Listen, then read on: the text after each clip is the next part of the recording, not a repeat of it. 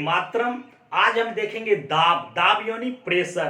पिछले चैप्टर में हम गुरुत्वाकर्षण देखे थे, बहुत अच्छे ढंग से। अगर आप लोग नहीं देखे हैं तो उसको जरूर देखिए, क्योंकि बाय क्रम वाइज हम लोग चलते आ रहे हैं। आज जो दाब चैप्टर है इसमें हम समझते हैं दाब को। दाब क्या है कि किसी सतह के एकांक क्षेत्रफल पर क्रियाशील बल। मान लीजिए एग्जांपल, ये एक गुब्बारा है, फुला दिए, यहाँ बांध दिए हैं, यानी इसमें क्या है कि ये क्षेत्रफल है इतना, इस क्षेत्रफल पर ये जो है अंदर में जो हवा है वो दाब लगा रहा है, और बाहरी जो वायुमंडलीय हवा है वो भी दाब लगा रहा है। यानी किसी एकांक क्षेत्रफल पर लगने वाले क्रियाशील बल को दाब कहते हैं। तो मान लीजिए ये हवा तो दाब लगा रहा है गुब्बारा में, तो ये दाब जो लगा रहा है, अगर मान लीजिए यहाँ बंधा हुआ है और ये बाहरी वायुमंडलीय हवा से, बाहरी दाब से अगर अंदर की दाब ज्यादा हो जाता है तो ये गुब्बारा फट जाएगा। कैसे फटता है? मान लीजिए यहाँ बंधा हुआ है, अब इसमें प्रेशर ये ज्यादा लगा रहा है और ये कम लगा रहा है, तो ये क्या होगा, इसका आकार बढ़ेगा और इसका ये जो है पतला होते चलेगा गुब्बारा और ब्लास्ट हो जाएगा। अब इसी में क्या करते हैं कि ये जो क्षेत्रफल है इसका, अब यहां से खोल के हम यहां बांध देते हैं, तो इसका क्या होगा, आकार बढ़ जाएगा, इस तरह फूल जाएगा गुब्बारा। गुब्बारा ऐसे फूल जाएगा। यानी क्षेत्रफल जब बढ़ जाता है तो दाब कम हो जाता है। कहने का मतलब है, ऐसा प्रश्न आता है कि यदि क्षेत्रफल बढ़ा दिया जाए तो दाब क्या होगा, दाब कम हो जाएगा, क्योंकि हवा तो इधर चल गया ऊपर। ये समझ गए ना?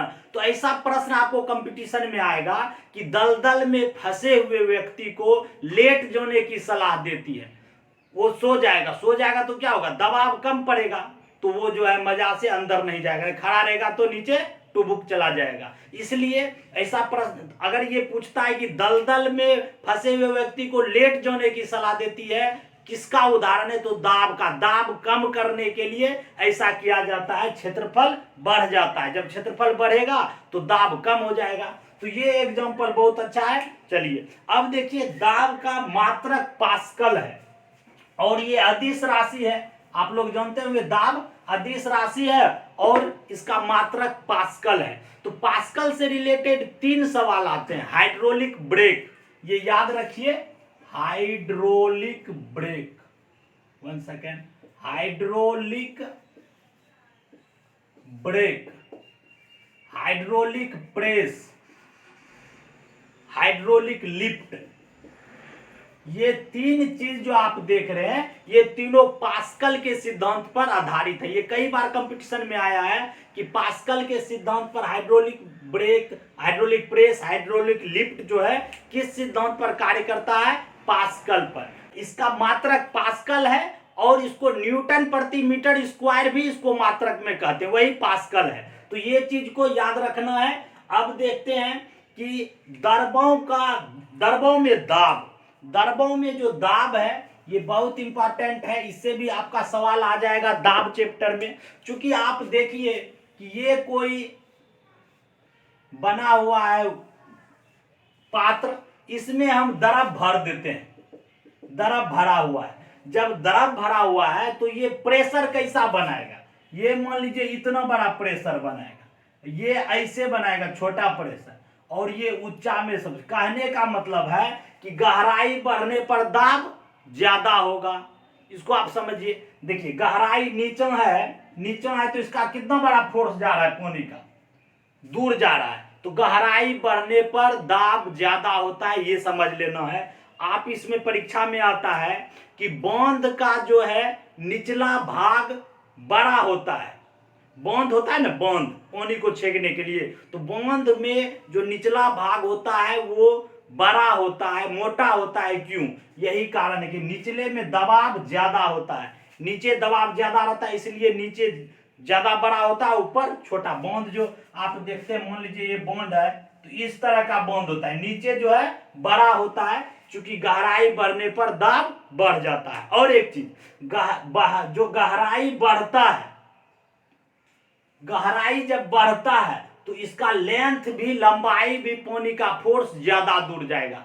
स्वाभाविक है कि ऊपर में नीचे। तो 2 चीज याद रखना है कि गहराई बढ़ने पर दाब ज्यादा है, इसलिए जो बांध का निचला हिस्सा मोटा बनाया जाता है। ये भी कंपटीशन में आता है।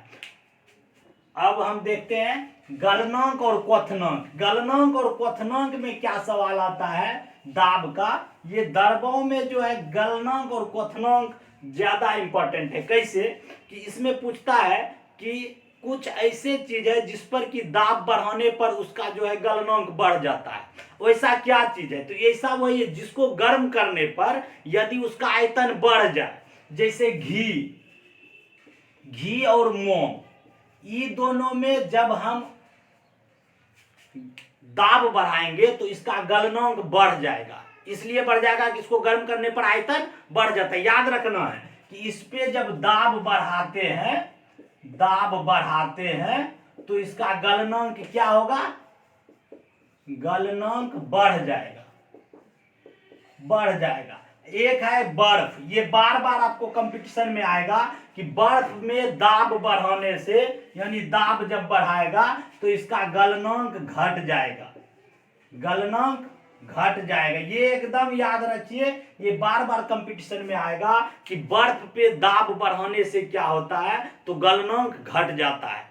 कई बार ये किसी भी कंपटीशन में ये आता है कि बर्फ, जैसे एग्जांपल में बर्फ है, बर्फ को आप देखते होंगे लाता है ना, उसमें कोई कपड़ा या बोरा में कस के बंद करके रखता है। जितना देर बंद रखिए उसका गलना कम गलेगा, अगर उसको हवा में छोड़ दीजिए वो ज्यादा ही गल के पिघल जाएगा। इसलिए ये बर्फ जो है, बर्फ पे दाब बढ़ाने से गलनांक घटता है, लिख लीजिए। और कई बार आपको ऐसा आएगा। अब देखिए क्वथनांक, गलनांक और क्वथनांक जान रहे, जो गलता है, क्वथनांक मतलब हीट, जो उबलता है।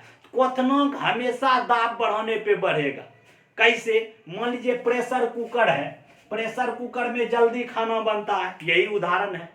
प्रश्न में आता है प्रेशर कुकर में खाना जल्दी क्यों पकता है, इसलिए कि उसका जो है दाब ज्यादा अंदर में रहता है, दाब बढ़ता है क्वथनांक बढ़ जाता है। तो क्वथनांक हमेशा दाब बढ़ने पे बढ़ेगा, इसको याद रखना है।